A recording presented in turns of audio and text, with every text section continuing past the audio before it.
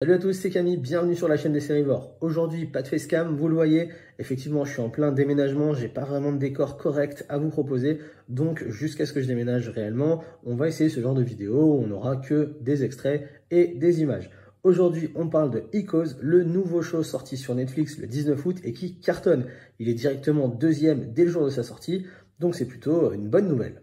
On va retrouver dans cette série Michelle Monaghan, qui pour moi restera éternellement la femme d'Ethan Hunt dans Mission Impossible 3. Je l'avais découvert dans ce film et franchement, elle m'avait bluffé. On retrouve également Matt Bomer, que j'ai revu récemment dans la saison 3 de The Sinner et franchement, je l'avais trouvé bluffant. Il avait un rôle très particulier, mais qu'il a réussi à mener du début à la fin de cette série.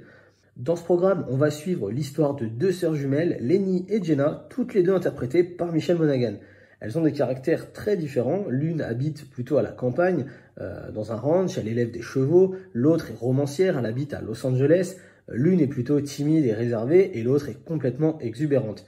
Du coup, c'est très intéressant de voir Michelle Monaghan jouer les rôles de ces deux sœurs-là. C'était très intéressant de savoir si elle allait réussir à s'en sortir. Et ma foi, pour le coup, c'est réussi.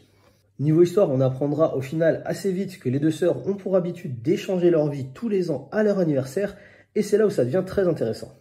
Effectivement, avec ces échanges, on voit que déjà elles sont assez bizarres, disons. C'est pas commun d'échanger sa vie, d'échanger son mari, etc. Donc ça nous en apprend déjà un petit peu sur ces deux sœurs. Et au niveau du show, eh bien, on essaye vraiment de rendre l'intrigue de plus en plus mystérieuse. On essaye de nous perdre. On essaye vraiment de faire en sorte qu'on ne sache jamais qui est qui. Il y a également plusieurs scènes de flashback qui nous font véritablement tourner la tête.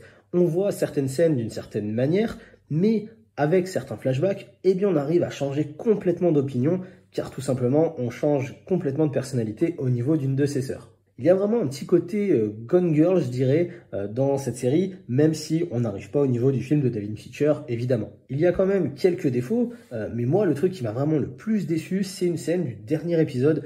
Alors, je ne vais pas vous spoiler, mais c'est vraiment une scène qui pue le fond vert à 10 km. Elle est très mal faite et ça nous sort un petit peu de l'action au final.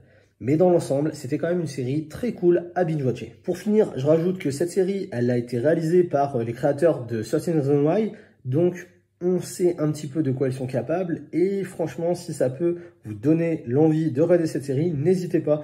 Moi, franchement, je l'ai regardée en 2 jours. Ça se regarde très rapidement. Si on est bien pris dans la série et qu'on la regarde dans de bonnes conditions, il ne faut pas être fatigué, il ne faut pas être sur son téléphone parce que on peut assez vite être perdu. Donc, regardez-la dans de bonnes conditions et franchement, je suis sûr que vous l'apprécierez. N'hésitez pas à vous abonner à la chaîne. Vous êtes nombreux à regarder mes vidéos, mais sans vous être abonné. Et en ce moment, on essaye tant bien que mal d'aller vers les 1K. Donc, n'hésitez pas, abonnez-vous à la chaîne. Likez la vidéo si elle vous a plu, délikez-la si elle ne vous a pas plu. Et en tout cas, moi, je vous retrouve pour une prochaine vidéo. Ciao!